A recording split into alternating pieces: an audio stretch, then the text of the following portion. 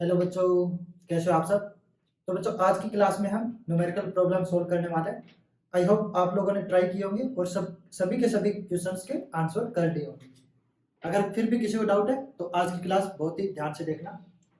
तो हमारा जो फर्स्ट क्वेश्चन है उसमें क्या दिया हुआ है कि एक अरेंजमेंट दी हुई है कैपेसिटर्स की। सारे कैपेसिटर्स सेम कैपेसिटेंस के सी, और हमें अफेक्टिव कैपेसिटेंस निकालने की ये जो अरेंजमेंट है, अगर इसकी जगह हमें एक कैपेसिटर लगाना हो, ठीक है, तो इस कैपेसिटर का अफेक्टिव कैपेसिटेंस क्या होना चाहिए कि ये अकेला कैपेसिटर इन सबको रिप्रेजेंट कर दे। तो कैसे निकालते हैं? सबसे पहले तो बच्चों इसको सॉल्व करते हैं, क्योंकि ये और ये तो सीरीज में ही है और ये दोनों इस पूरे के साथ में सीरीज में। तो पहले हम इस वाले पार्ट को सॉल्व करेंगे, देखेंगे कि इसका क्या बनेगा। इसमें भी देखोगे तो ये वाला कैपेसिटर और ये वाला दोनों आपस में क्या है, पैरेलल में। तो ये पैरेलल सोल्व करने से पहले हमें ये सीरीज वाला सोल्व करना पड़ेगा, ठीक है, क्योंकि ये दोनों सीरीज में, इनको अगर सोल्व करोगे तो सीरीज में मैंने क्या बताया था, अफेक्टिव कैपेसिटेंस क्या होता है। सीरीज में क्या आता है, C1 C2 divided bye C1 plus C2, या फिर हम क्या लिख सकते हैं, 1/C1 प्लस 1/C2। इसको जब सोल्व करके CS निकालोगे तो ये यही बनता है। अब C1 C2 की जगह हमारे पास क्या है, C, दोनों C के बराबर है। तो जब पुट करोगे तो क्या बनेगा, C² डिवाइडेड बाय 2C, यानी कि C/2। ठीक है, यानी कि इन दोनों कैपेसिटर की जगह मैं एक कैपेसिटर लगा सकता हूं जिसकी वैल्यू क्या होगी, C/2। तो ये मेरा क्या बन जाएगा, इस टाइप का बनेगा। ये C/2, ये C, और यहां पे C है ना। तो अब देखो, अब C/2 और C ये दोनों आपस में क्या है, पैरेलल में, और पैरेलल में अफेक्टिव कैपेसिटेंस क्या हो जाती है, ऐड हो जाती है। यानी कि इन दोनों को हटा के मैं एक अकेला कैपेसिटर लगा सकता हूं जिसकी वैल्यू क्या रहेगी, C/2।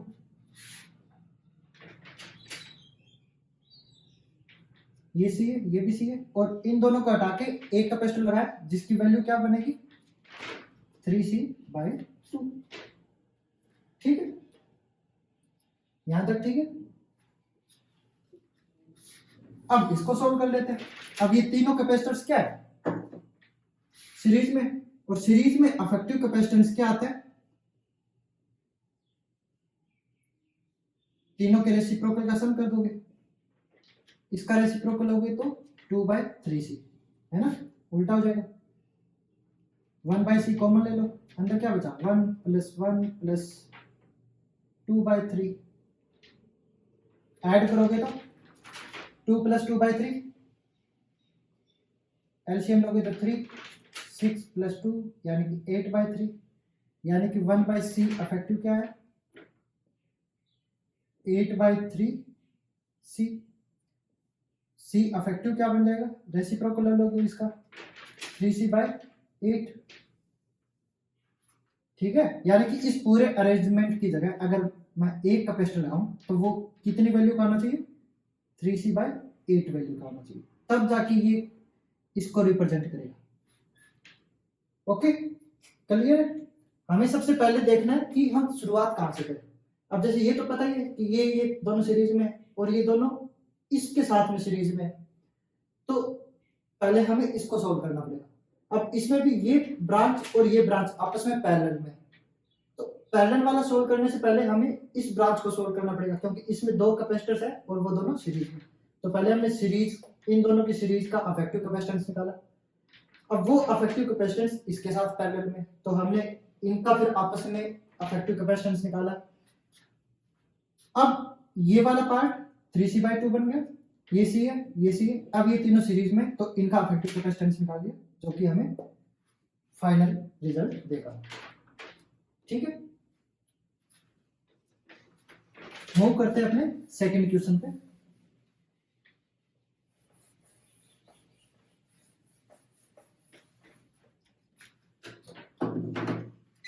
सेकंड क्वेश्चन क्या कहता है कि एक लड़का है, उसके पास दो कैपेसिटर्स है विच ही कैन यूज इंडिविजुअली और इन कॉम्बिनेशन। उसके पास दो कैपेसिटर है, मान लेते C1 और C2। अब वो उनको अकेला भी यूज कर सकते हैं, जैसे कि सिर्फ और सिर्फ C1 यूज कर लिया, या फिर सिर्फ और सिर्फ C2 यूज कर लिया, या फिर वो कॉम्बिनेशन में भी यूज कर सकता है, यानी कि वो उनको सीरीज में यूज कर ले या फिर वो उनको पैरेलल में यूज कर ले या फिर वो उनको इंडिविजुअल यूज कर ले, ये उसकी मर्जी है। तो चार टाइप के कॉम्बिनेशन हो सकते हैं कि इंडिविजुअल यूज करे, सीरीज में यूज करे या फिर पैरेलल में यूज करे। अब क्या होगा कि उसके पास जो वैल्यूज आई है ऐसे यूज करने पे, जैसे ये C1 C2 C1 C2, तो उसके पास क्या क्या वैल्यू आ सकती है, C1 हो सकती है, C2 हो सकती है, सीरीज में क्या बनती है CS और पैरेलल में CP। ये चार वैल्यूज पॉसिबल है उसकी। अब उसके पास क्या क्या वैल्यूज बचे, 2F 3 फेरेड 6 फेरेड और 9 फेरेड। हमें बताने कि कौन से कैपेसिटर्स हैं। अब इन चार वैल्यूज में कोई वैल्यू सीरीज को रिप्रेजेंट करेगी, कोई पैरेलल वाले को रिप्रेजेंट करेगी, कोई दो इंडिविजुअल को रिप्रेजेंट करेगी। तो हमें इंडिविजुअल वाली वैल्यू आइडेंटिफाई करनी है। कैसे करोगे, कल आपको एक चीज बताई थी, सीरीज में कैपेसिटेंस क्या होता है, 1/C1 plus 1/C2 C1 C2 divided bye C1 plus C2। और मैंने ये बताया था कि ये जो अफेक्टिव कैपेसिटेंस है ये छोटा आता है दोनों कैपेसिटर्स की वैल्यूज से, और ऐसे ही पैरेलल में C1 प्लस C2, यानी कि हम क्या लिख सकते हैं कि जो CS है वो सबसे छोटा है, C1 से भी छोटा रहेगा, C2 से भी छोटा रहेगा, और जो C पैरेलल है वो दोनों से बड़ा है, C1 से भी बड़ा C2 से भी बड़ा। तो पैरेलल कॉम्बिनेशन में जो वैल्यू बनेगी वो दोनों कैपेसिटर्स की वैल्यू से बड़ी आएगी, यानी कि सबसे बड़ी वैल्यू जो है वो पैरेलल कॉम्बिनेशन की वैल्यू बनेगी। इसमें सबसे बड़ी वैल्यू कौन सी है, 9 फेरेड, यानी कि ये किसको रिप्रेजेंट करेगी, पैरेलल को, कि जब कैपेसिटर्स को पैरेलल में यूज करेंगे तब जो वैल्यू बनेगी वो हमारी सबसे बड़ी वैल्यू आएगी 9 फेरेड। ऐसे ही जो सीरीज कॉम्बिनेशन है उसमें जो अफेक्टिव कैपेसिटेंस बनेगा वो क्या होगा, सबसे छोटा होगा, C1 से भी छोटा C2 से भी छोटा। तो इनमें सबसे छोटा कौन सा है, 2 फेरेड। तो 2 फेरेड किसको रिप्रेजेंट करेगा, जब हमने कैपेसिटर्स को सीरीज में यूज किया तब अफेक्टिव कैपेसिटेंस जो बनेगी वो सबसे छोटी बनेगी। तो ये CS को रिप्रेजेंट कर रहा है, 9 फेरेड CP को प्रेजेंट कर रहा है। तो बचे क्या, एक बनेगा हमारा C1, एक बनेगा हमारा C2। तो जो कैपेसिटर्स है C1 और C2 वो कौन से, 3 फेरेड और 6 फेरेड, यानी कि 3 फेरेड और 6 फेरेड हमारे क्या कैपेसिटर्स। ठीक है, ऐसे हमें आइडेंटिफाई करना है कि पैरेलल कॉम्बिनेशन में हमेशा जो वैल्यू बनेगी वो कैपेसिटर्स की इंडिविजुअल वैल्यू से बड़ी बनेगी, ऐसे सीरीज में जो वैल्यू बनेगी वो हमेशा कैपेसिटर्स की इंडिविजुअल वैल्यू से छोटी बनेगी। तो सेकंड क्वेश्चन आसान था। अब मूव करते हैं अपने थर्ड क्वेश्चन पे।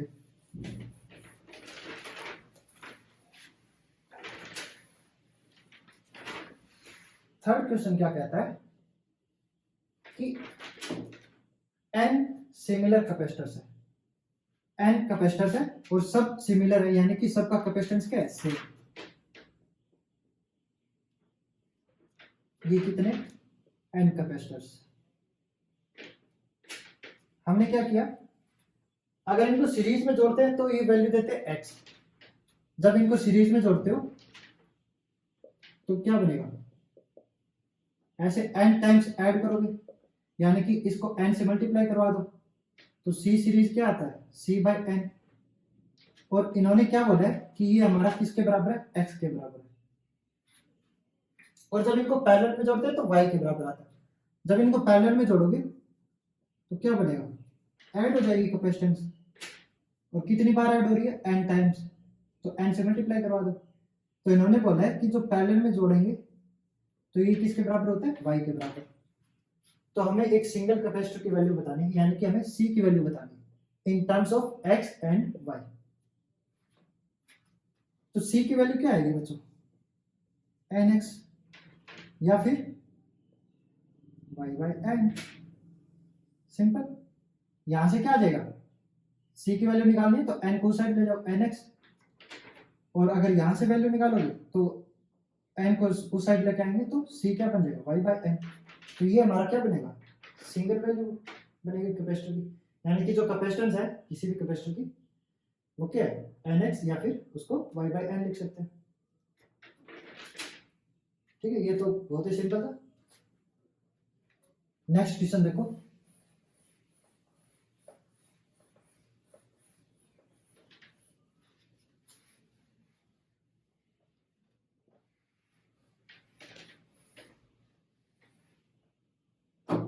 इसमें बोला है कि दो कैपेसिटर्स हैं, जब उनको कंबाइन करते हैं तो वो वैल्यू देता है 30 फेरेड एंड 20/3 फेरेड।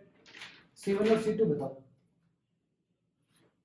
अब दो कैपेसिटर्स हैं C1 C2, सीरीज में जोड़ सकते हैं या फिर इसको हम ऐसे पैरेलल में जोड़ सकते हैं, है ना। तो अभी आपको क्या बताया था कि पैरेलल में जोड़ने पे जो अफेक्टिव कैपेसिटेंस आता है वो सबसे बड़ा आता है, और सीरीज में जोड़ने पे अफेक्टिव कैपेसिटेंस सबसे छोटा आता है। तो इन दोनों में से जो छोटा नंबर है वो क्या बनेगा, सीरीज का कैपेसिटेंस 20/3 फेरेड, और जो बड़ा है वो क्या बनेगा, पैरेलल में कैपेसिटेंस आएगा। ठीक है, इन्होंने बताया नहीं था कि कौन सा सीरीज का कौन सा पैरेलल का है, लेकिन हमें तो पता है कि पैरेलल वाला जो कैपेसिटेंस बनता है वो बड़ा रहता है सीरीज वाले कैपेसिटेंस से। अब हमने आइडेंटिफाई कर लिया कि कौन सा सीरीज का कौन सा पैरेलल का। अब देखो पैरेलल वाला किसके बराबर रहेगा हमारा, C1 प्लस C2 के बराबर, दोनों ऐड होते हैं पैरेलल में, और ये किसके बराबर है 30 फेरेड के बराबर। सीरीज में C1 C2 हो तो सीरीज वाला किसके बराबर आता है, C1 C2 divided bye C1 plus C2 के, और ये कितनी वैल्यू है इसकी 20/3 फेरेड। यहाँ से C1 प्लस C2 जो आ रहा है बच्चों, यहाँ पे भी C1 प्लस C2 किसके बराबर है 30 फेरेड। तो ये वैल्यू हम यहाँ पे यूज कर लेंगे, C1 C2 divided by 30 farad is equals to 20/3 farad. तो C1 C2 क्या बन जाएगा, 30 को साइड लेके जाओगे तो 600/3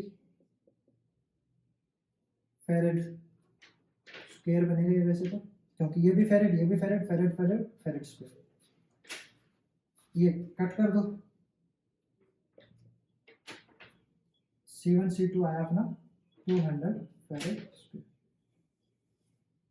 अब अपने पास क्या है, C1 C2 की वैल्यू है 200, यूनिट एक बार छोड़ दो क्योंकि लास्ट में तो फेरेड ही बचना है, सिर्फ नंबर्स पे खेल लो। C1 C2 200 है, C1 प्लस C2 अपने पास 30 है। इसको सॉल्व करके हमें C1 निकालना है C2 निकालना है। कैसे निकालोगे,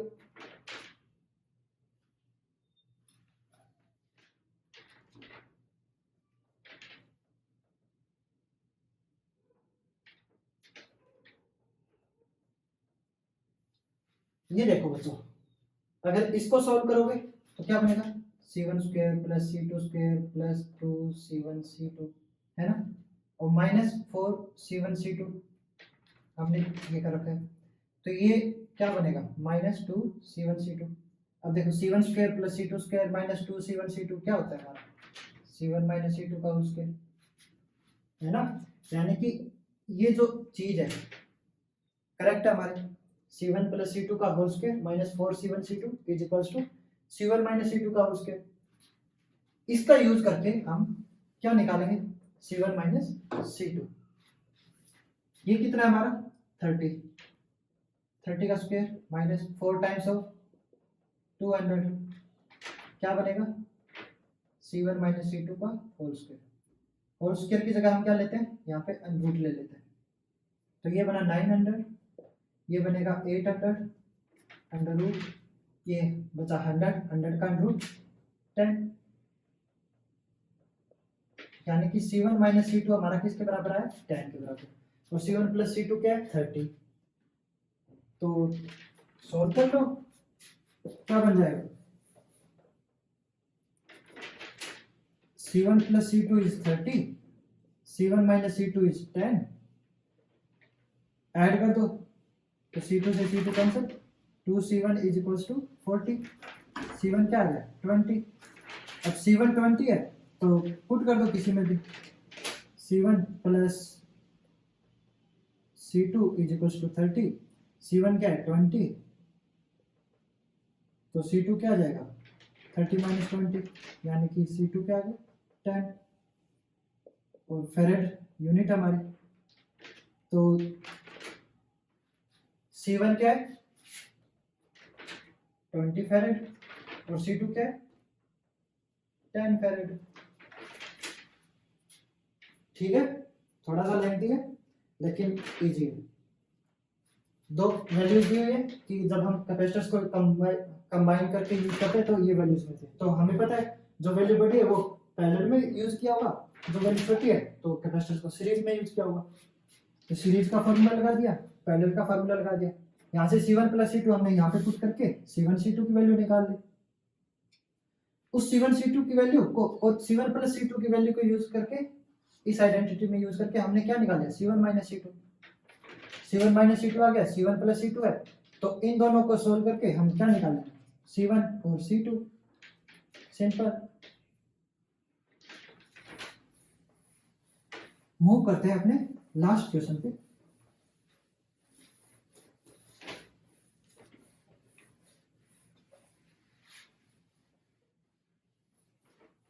ये क्या कहता है कि ये जो सिस्टम है इसमें कैपेसिटर्स की वैल्यूज दी हुई है और इनको 7 वोल्ट की बैटरी के साथ हमने कनेक्ट करना है। हमें चार्ज निकालना है और पोटेंशियल डिफरेंस निकालना है फर्स्ट और थर्ड कैपेसिटर। ये फर्स्ट कैपेसिटर और ये थर्ड कैपेसिटर, इन पे हमें चार्ज निकालना है कि कितना चार्ज आएगा और इनके क्रॉस पोटेंशियल डिफरेंस कितना है वो निकालना। कैसे निकालोगे? अब एक बात समझो बच्चों, जो भी पोटेंशियल है बैटरी का वो ड्रॉप होगा किस किस पे? एक बार इस पूरे कैपेसिटर्स को, ये जो सीरीज में और ये एक पैरेलल में, इस पूरे को हम एक कैपेसिटर मानो, इसको ऐसे मानो,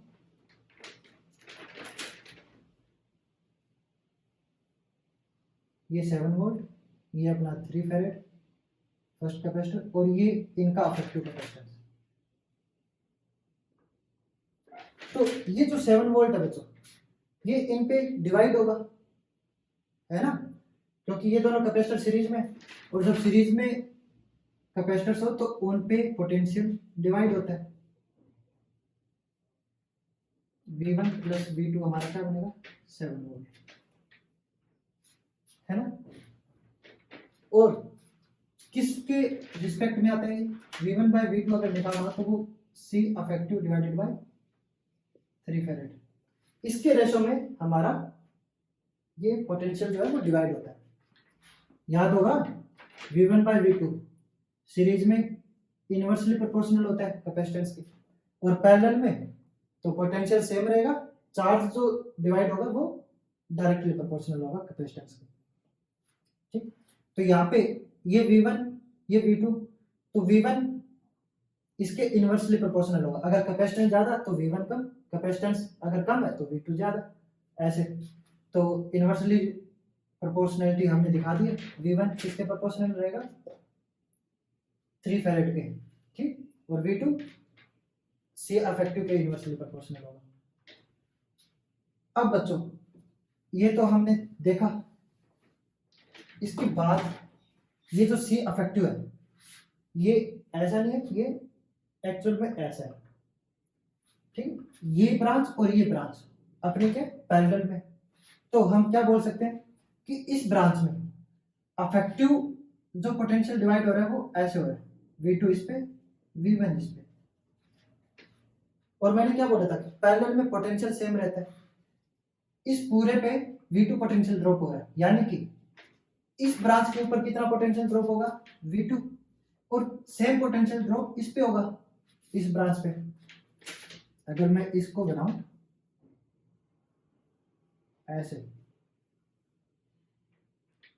ये 2 फेरेड जो कि मेरा थर्ड कैपेसिटर है, 6 फेरेड और 3 फेरेड, तो जो C अफेक्टिव इसी को तो हमने ऐसे लिखा था सी इफेक्टिव इस पूरे ब्रांच को, तो इस पे पोटेंशियल कितना आ रहा है V2, यानी कि V2 मेरा 2 फेरेड पे आ रहा होगा और V2 मेरा इन दोनों पे भी आ रहा होगा, ठीक है, इस पूरी ब्रांच पे, तो दोनों पे पोटेंशियल सेम रहता है पैरेलल के केस में।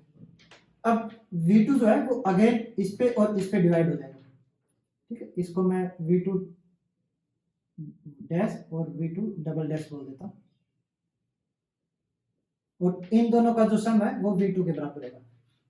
चीजें क्लियर है कि सीरीज में पोटेंशियल ड्रॉप डिवाइड हो जाता है और पैरेलल में पोटेंशियल सेम रहता है। तो जैसे 7 वोल्ट इस पे और इस पे डिवाइड हुआ था, ऐसे ही ये V2 जो है वो इस पे और इस पे डिवाइड हो जाएगा। ओवरऑल पूरी ब्रांच पे V2 पोटेंशियल ड्रॉप, इस पूरी ब्रांच पे भी V2 पोटेंशियल ड्रॉप। यहां तक चीजें क्लियर। अब हम मूव करते हैं, पहले तो C अफेक्टिव निकालते हैं, क्योंकि तभी हम V1 और V2 निकाल पाएंगे। C अफेक्टिव कैसे निकालोगे, ये दोनों 6 फेरेड और 3 फेरेड क्या है सीरीज में इनका अफेक्टिव कैपेसिटेंस क्या बनता है 6 × 3 डिवाइडेड बाय 6 + 3, 6 × 3 18, 6 × 3 9। C अफेक्टिव क्या है 2 फेरेड, है ना।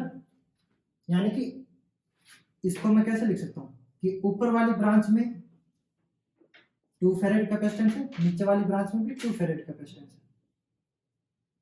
है ना। 6 और 3 का अफेक्टिव कैपेसिटेंस 2 फेरेड। अब पैरेलल में क्या होता है, पैरेलल में क्या होगा, दोनों कैपेसिटर्स को हम ऐड कर देते हैं, 2 + 2 यानी कि 4 फेरेड। यानी कि इस पूरे को अगर मैं एक सिंगल कैपेसिटर की फॉर्म में लिखूं तो मेरा अफेक्टिव कैपेसिटेंस क्या बन रहा है 4 फेरेड, यानी कि C अफेक्टिव जो है वो मेरा 4 फेरेड है। यहां तक चीजें ठीक है। तो यहाँ पे C अफेक्टिव की जगह मैं क्या लिख सकता हूँ 4 फेरेड। अब इसका मतलब क्या है, V1 मेरी 4 वोल्ट है और V2 मेरी 3 वोल्ट है, और V1 + V2 करोगे तो 7 वोल्ट बन जाएगा, ठीक, क्योंकि V1 और V2 मेरी इस रेशो में डिवाइड हो रही है। तो अगर मैं V1 को 4 वोल्ट लूं तो V2 मेरी 3 वोल्ट बन जाएगी। अब V1 पता चल गया, V2 पता चल गया। अब Q = CV होता है हमारा, हमें पता है, चार्ज = कैपेसिटेंस × वोल्टेज। अब 3 फेरेड के ऊपर वोल्ट कितना पोटेंशियल ड्रॉप आ रहा है 4 वोल्ट का, और इसका कैपेसिटेंस कितना है 3 फेरेड। तो इसका जो चार्ज बनेगा Q1 वो क्या बनेगा 3 फेरेड × 4 वोल्ट 12 कूलम, और इसके ऊपर कितना पोटेंशियल ड्रॉप आ रहा है 3 वोल्ट V2। तो ये जो V2 है वो इस ब्रांच पे भी रहेगा और इस ब्रांच पे भी रहेगा, तो यानी कि जो V2 है मेरा 3 वोल्ट पोटेंशियल ड्रॉप आ रहा है मेरे इस कैपेसिटर पे। तो इसका जो चार्ज रहेगा Q2 क्या बनेगा, इसका कैपेसिटेंस C × इस पे पोटेंशियल ड्रॉप भी 3 वोल्ट यानी कि 6 कूलम। तो यही तो निकालना था हमें। इस पे कितना चार्ज आया, इस पे आया 12 कूलम चार्ज, और इस पे कितना आया, इस पे 6 कूलम चार्ज आया। और पोटेंशियल पूछा है, इस पे कितना पोटेंशियल ड्रॉप आ रहा है V1 4 वोल्ट, और इस पे कितना पोटेंशियल ड्रॉप आ रहा है V2 3 वोल्ट। ठीक, दोनों चीजें पूछी थी, दोनों चीजें निकाल दी। चीजें क्लियर। ऐसे क्वेश्चंस में पहले हम इसको सिंप्लीफाई करते जाते हैं। इस पूरे को सिंप्लीफाई करोगे तो पहले इसको सिंप्लीफाई करना पड़ेगा। इसका अफेक्टिव कैपेसिटेंस क्या बना 2 फेरेड, फिर 2 फेरेड और 2 फेरेड क्या है पैरेलल में, तो इसको सॉल्व करोगे तो क्या बनेगा 4 फेरेड। यानी कि इसको सॉल्व करके मैं ऐसी वाली अरेंजमेंट बना सकता हूँ 3 फेरेड 4 फेरेड, और ये कनेक्टेड है 7 वोल्ट के साथ। तो ये 7 वोल्ट डिवाइड होगी दोनों पे, इसको मिलेगी V1, इसको मिलेगी V2, और V1 और V2 किस रेशो में रहेंगे कैपेसिटेंस के रेशो में, ठीक है, इनवर्सली। तो यहाँ से V1 मेरा 4 वोल्ट आ रहा है, V2 मेरा 3 वोल्ट आ रहा है। तो V1 पता चल गया, V2 पता चल गया। यही V2 इस पे भी ड्रॉप होगा और इस पे भी ड्रॉप होगा, क्योंकि पैरेलल में पोटेंशियल ड्रॉप सेम रहता है। तो यहाँ से इस फॉर्मूला को यूज करके इसका चार्ज निकाल दिया, और सेम फॉर्मूला यूज करके हमने इसका भी चार्ज निकाल दिया। बस यही निकालना था, पोटेंशियल ड्रॉप तो हमने पहले निकाल दिया। तो यहाँ पे हमारा ये कंप्लीट होता है। अगर आज के न्यूमेरिकल्स में कहीं भी कोई दिक्कत हो तो एक बार वीडियो को रिपीट करके देखो, फिर भी समझ नहीं आता है तो हमसे कांटेक्ट करो, हम आपके लिए हैं। ओके, मिलते हैं फिर अपनी नेक्स्ट क्लास में नए टॉपिक्स के साथ। पढ़ते रहिए, वीडियो अच्छी लग रही है तो अपने दोस्तों के साथ शेयर कीजिए। मिलते हैं फिर, जय श्री राम।